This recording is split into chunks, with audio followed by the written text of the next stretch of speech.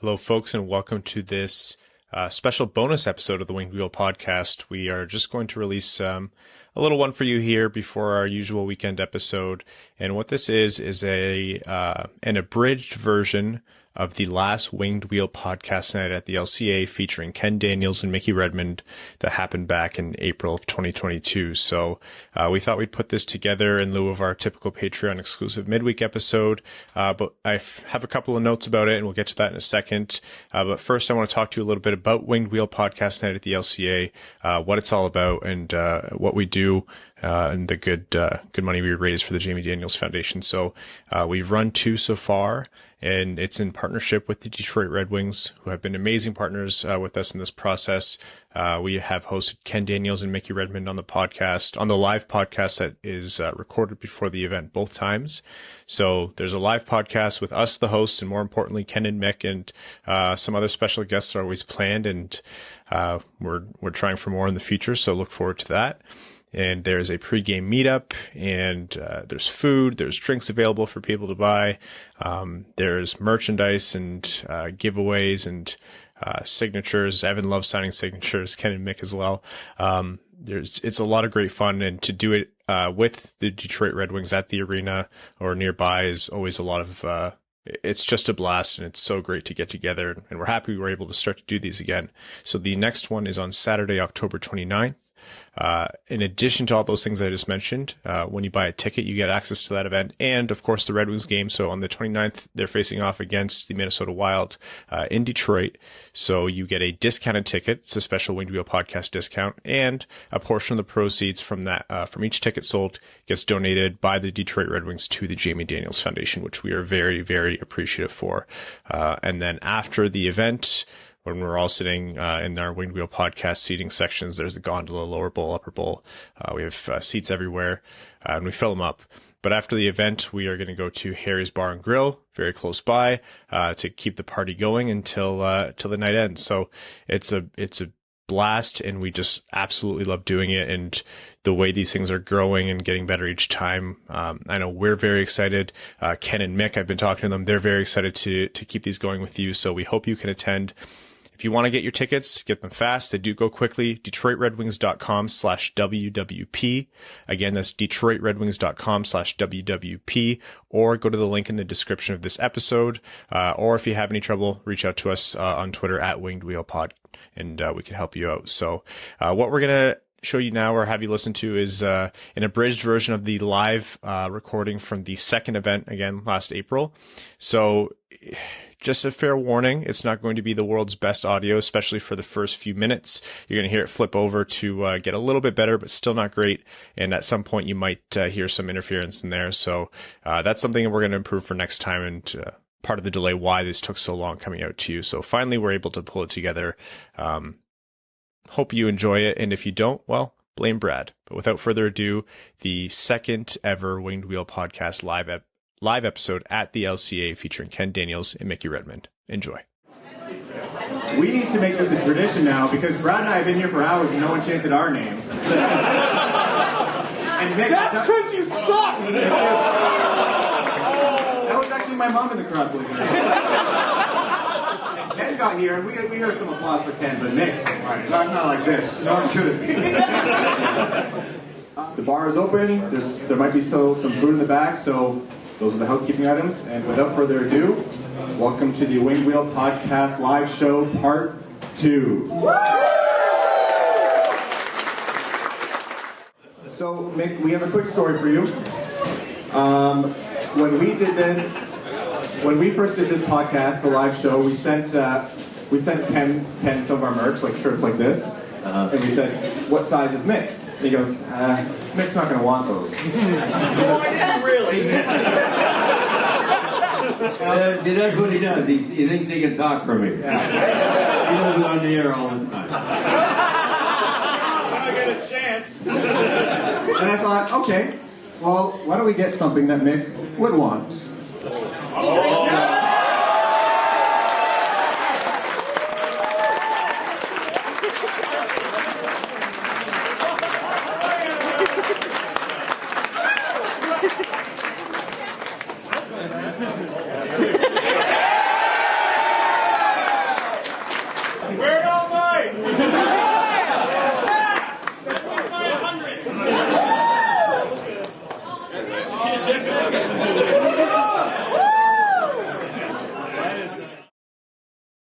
How we doing?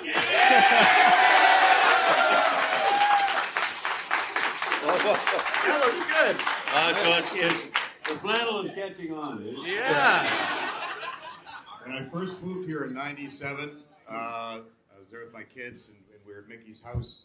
Because you had the Stanley Cup, because the Wings won. We had the Stanley Cup at Mick's house. Before I got here, the '97 Cup, I came for the second one, and Mick presented me with a flannel coming to Detroit. So he made me feel I still have it. You still got that one. That's a great big one. It was about 3 times your size. I know. Yeah, it was a bit of a big one, but what the hell?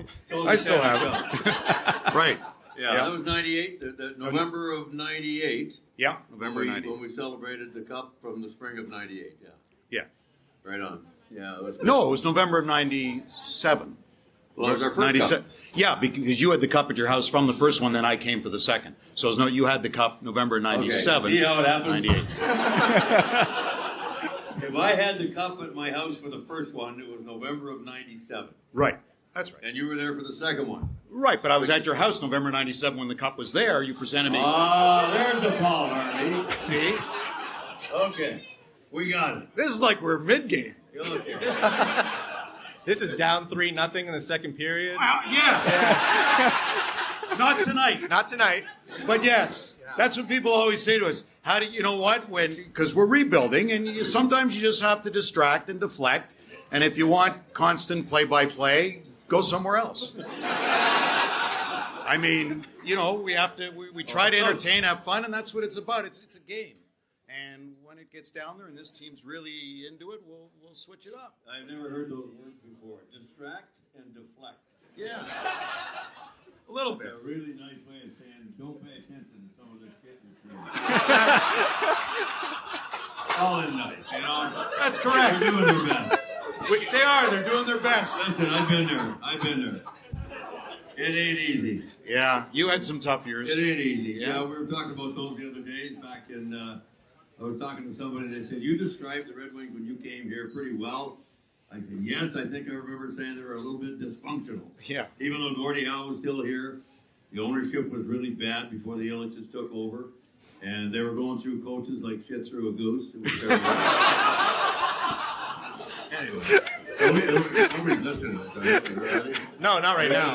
They will be. It's okay. It's a podcast. You can say what you want. Yeah. Anyway, yeah, we've been through that, and it wasn't good. But you know what? The guys are doing the best they can, and it's we've had a good first half, and hopefully we'll have a last 15 games or so that will give us something to feel good about going into the summer. I mean, it's been a little bit of a problem here in the last 6 weeks or so since the trade deadline and all that stuff. But, all we ask for on Valley Sports is something to work with. The kids have been great. And when we get a game that the team is competing, then our job is made easier. It's a lot more fun. And obviously it's more fun for you guys that are watching, wherever you may be, watching on television or in the building or whatever. So, hopefully we'll get, we're starting tonight. It was already started, 2 games in a row. Yeah. And is Werenski playing tonight? Yes. Is he in? Good. Yep. Always fun to see Larkin and Werenski that grew up together and played together. Yeah. What's that? They're roommates, and I reached out. I reached out to them this morning, and I said, no fighting 71, okay? So, they're going 11 forward, 7 defensemen. COVID's been hitting Columbus. So Sean Corelli got tested this morning, had to leave. So maybe we'll get him when they're not feeling so good. Yeah. Jesus. Yeah, it's still going. It's not over. The third host of this podcast, Shea Weber, he wasn't able to make it because he just caught it. He dodged it for a long time, and he just got it. It just so happened to be on Masters weekend, so. Oh, yeah. He's a big golf fan. Yeah. Oh, I had the Masters on all day. Yeah. I was working. Were you? How's Tiger doing? Is he still in it or no? He's not gonna. He's there. He was he was grimacing. Oh, he made the cut. Oh, good. Struggling a little today, but still driving the ball. Driving really well. Grimacing a little bit. Listen, if he didn't play on Sunday, I wouldn't be shocked. But he's getting through. Good stuff. Getting through. Yeah. So you guys looking forward to the game tonight or what? Yeah. How have you guys been since we saw you last? Now we're hanging in there, busy. Same as you. I mean, not the same as you. We're on a podcast. We can swear. We can mess up. We get to edit after. That's the luxury of what we do. But no, we've been good. We've been good hanging in there. It's a long season. It's been a big difference from the first time where we talked to you guys, and it was the excitement of Cider and Raymond, and now When was that? November. Wow. Yeah, Okay. mid-November around. When we were within 5 points of Boston. Oh, yeah. Yeah. Yeah. We were still holding down a playoff spot at that point, so very different times. It's a long year. Yeah. So we could talk ad nauseum about what we all know about and how it's been a long year, but why don't we take some questions from the crowd in just a moment here. So Melissa, my significantly better half with the coat here, is going to be have a mic that is going to be passed around for people who ask questions.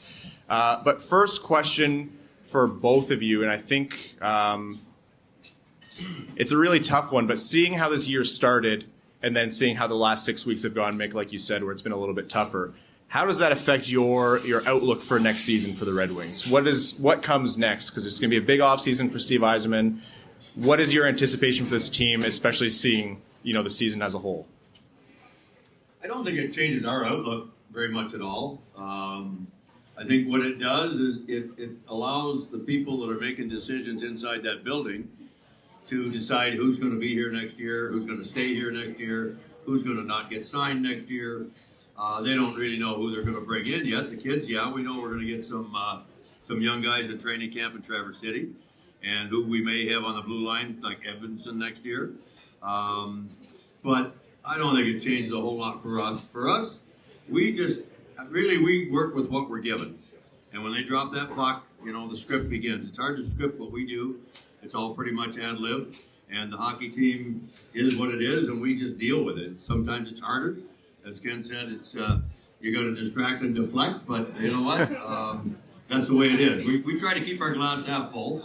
And I think the most important thing for any of us, and especially us two right here, credibility with you is the most important thing that we can have. If we lose that, we've lost everything. So we're not trying to sugarcoat anything.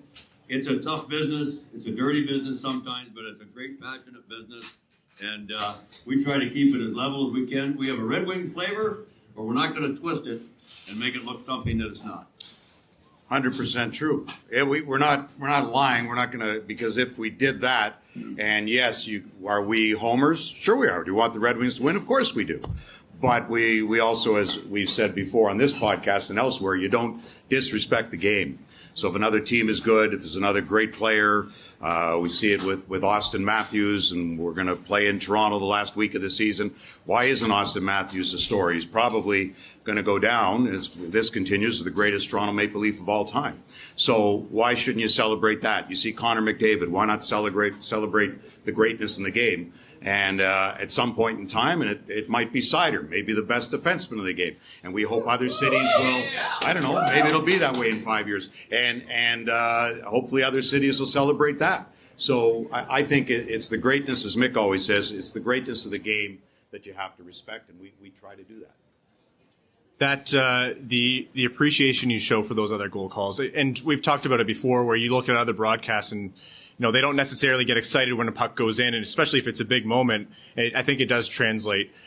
You guys are humble, and you'll never admit it, but the respect you have across this entire industry and across the world of the NHL, you're seen as the most prolific broadcasting duo in hockey. So honestly, it's a privilege for us to have you.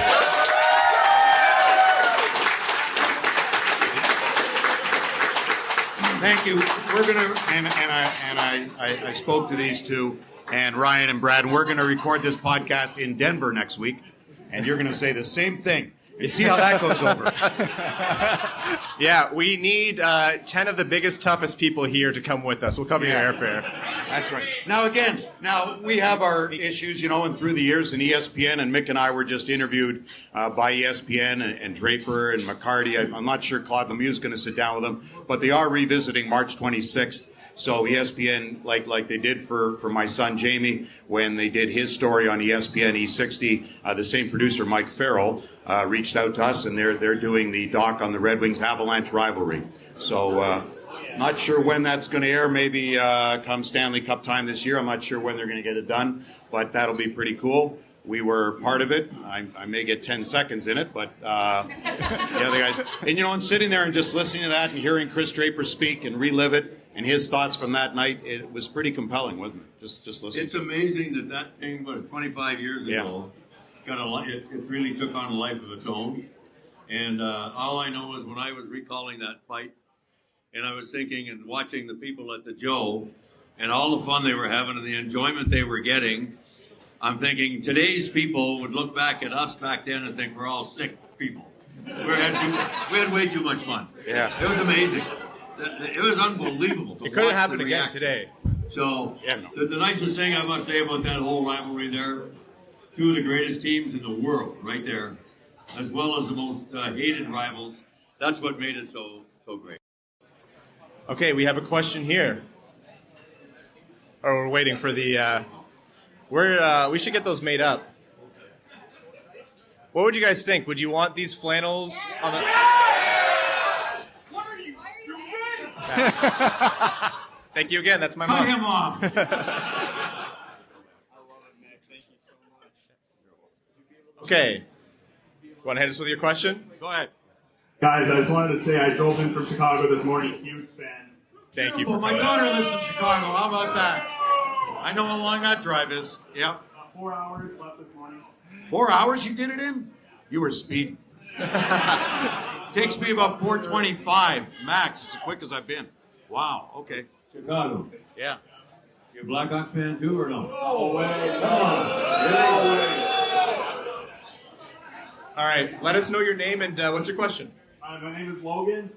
My question was, for Ken and Mick, what are your favorite away cities or arenas you enjoy getting to visit or call a game from? Wow. I'd say for me, Montreal is pretty great. The Bell Center, and we modeled our gondola here at Little Caesars after the Bell Center. Mick was our construction foreman on that. And Montreal is just a fun city to visit. I'd say from a broadcast standpoint, Montreal, in modern buildings. In the old days, it used to be Buffalo or Chicago Stadium was really good. Boston Garden, you were right behind the benches. You were right over top, almost. But in today's world, the Bell Center in Montreal is the best broadcast position of 32 teams. So as far as I'm concerned, we're a little higher here, but we're much different than we were at the Joe. The Joe was an afterthought. They forgot to put the press box in. And once they got there, they took out 2 rows of seats and said, we better squeeze them in here. So we've got a lot better situation here at LTA. Yep. All right. I think we have another question ready over here. Okay, first, Mickey, my mom was very excited when she found out I was going to be here, and she told me if I had the chance to tell you that you're the reason why she started watching Red Wings and the rest of the family this year. Thank you. So, Thank you. but I wanted to make sure.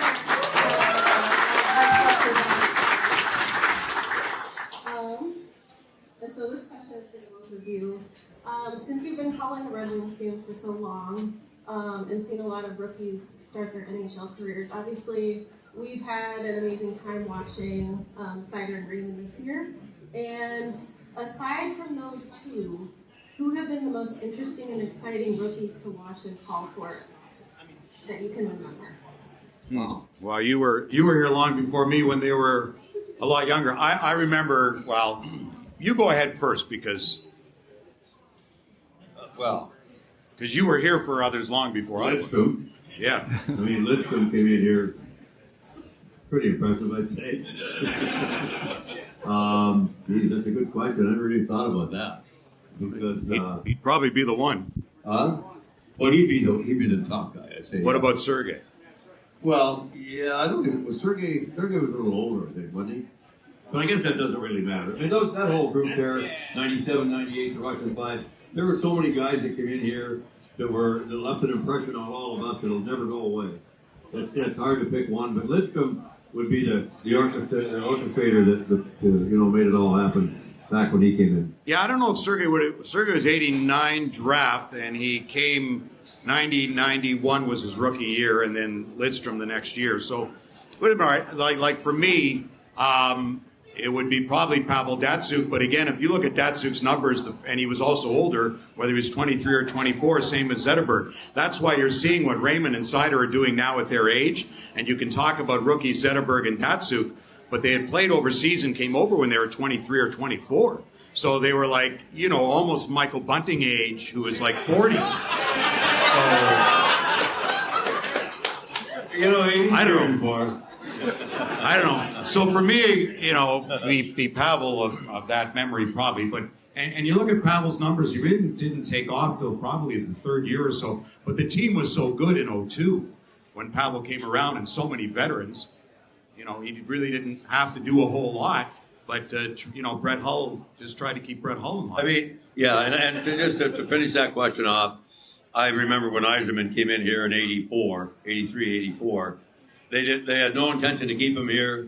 They told him he's going back to Peterborough, and they just couldn't get him out of the lineup, whether it was practice, exhibition games, and starting the season. So I suppose the one and all would be Steve Eiserman, really, going back that far.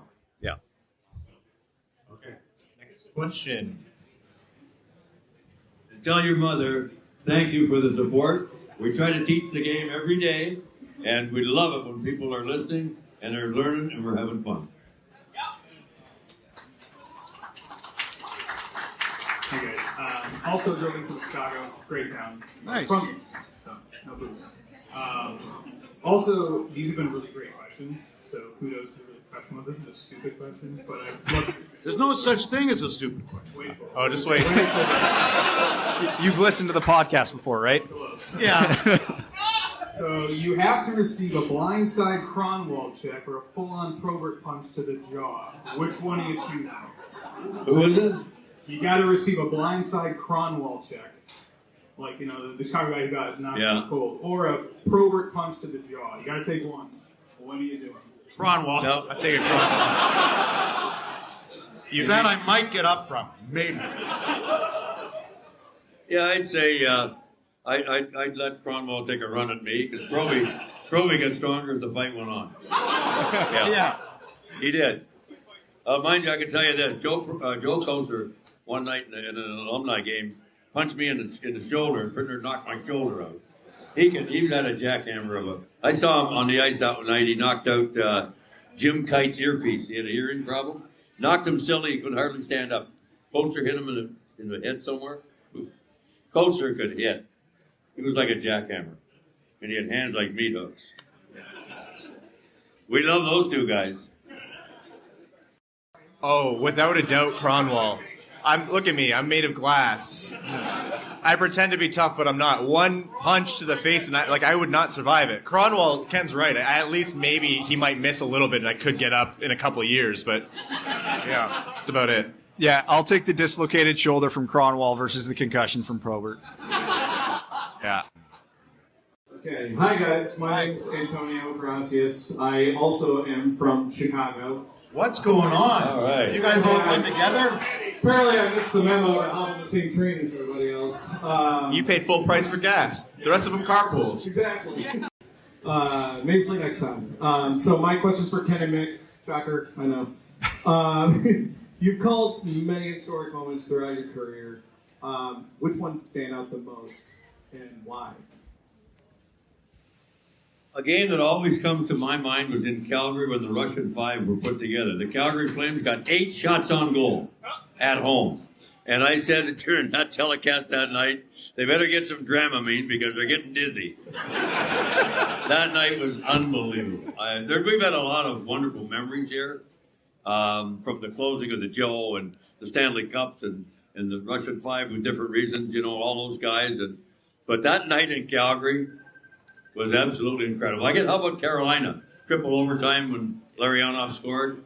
I mean, we got a lot of them.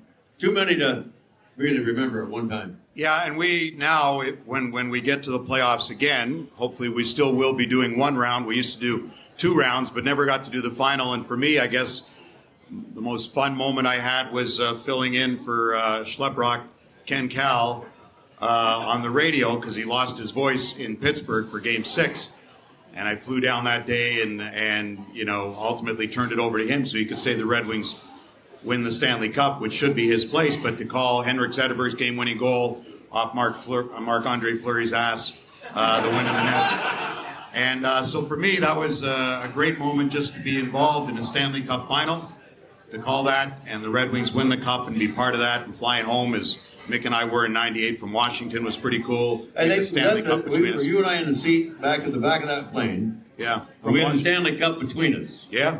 In the back of that airplane, having a ginger ale and got the cup right next to us. That was pretty cool. Very cool. Yeah. So those are the moments you remember. I mean, people ask me about calls. I don't necessarily, but that one, because it was, I got to be involved in the Stanley Cup final that I'll never get again. So, because we just don't get to do it. So that was pretty cool, and it was nice that Ken was able to call the end of it. So it was very. You never get to do it on radio again, but you may be on television, hopefully. No, we'll never get to do it on television again, but I might do it on a radio again because Cal he'll will lose his voice again. They don't let us do them. Yeah, right. Exactly. They don't let us do it. Yeah. Those other guys take over the microphone. That's right. I know. By the way, just so you know, we lost the Florida game. They stole the Florida game. Oh, Easter Sunday. Yeah, Easter Sunday. Yeah. We lose like 3 more games this month, don't we? No. I don't know. Somehow, you know what? Stupid. Say what you want about Detroit, but because, the team and the way it's going. But they obviously want our market because they know how great and passionate Red Wing fans are. And that's why the most we can lose in a season is 12 games. And think where the Red Wings are out of the playoffs, ESPN Plus or TNT took every game they could from us. So they took a dozen games, which means it's a tribute to the Red Wing fans, and they know the market, and you guys who watch, and they want those games for better or worse. They want the rating. They want the rating. Yeah. Guys, I got to get into work. Okay. Anything to wrap it up? All right. Why don't I just say thank you to everyone for coming out. Folks, the Winged Wheel Podcast Night at the LCA is just getting started. Continue to hang around. We are going to pull out some shirts, some stuff to give away. There's a bunch of stuff. I don't want to bring a single shirt home. I don't want to bring a single keychain or magnet home. Ken Daniels, Mickey Redmond, I like that we've made a tradition of this. Thank you so much for joining us on the Winged Wheel Podcast, and thank you all for your support of the Jamie Daniels Foundation. Thank you all for your support. Thank you very much. Have a great night here at LCA. Good Wings down, we are. Thank you. With you guys again. Thanks for tuning in to the Winged Wheel Podcast. Be sure to check out wingedwheelpodcast.com, where you can subscribe to the show on iTunes, Spotify, or wherever you get your podcasts. You'll also find links to other ways to support the show, such as Patreon, official podcast apparel, and more. And don't forget to follow the show on Twitter at Winged Wheel Pod. And of course, the hosts at Brad Crisco, at Ryan Hanna WWP, and at Hockey Town Evan.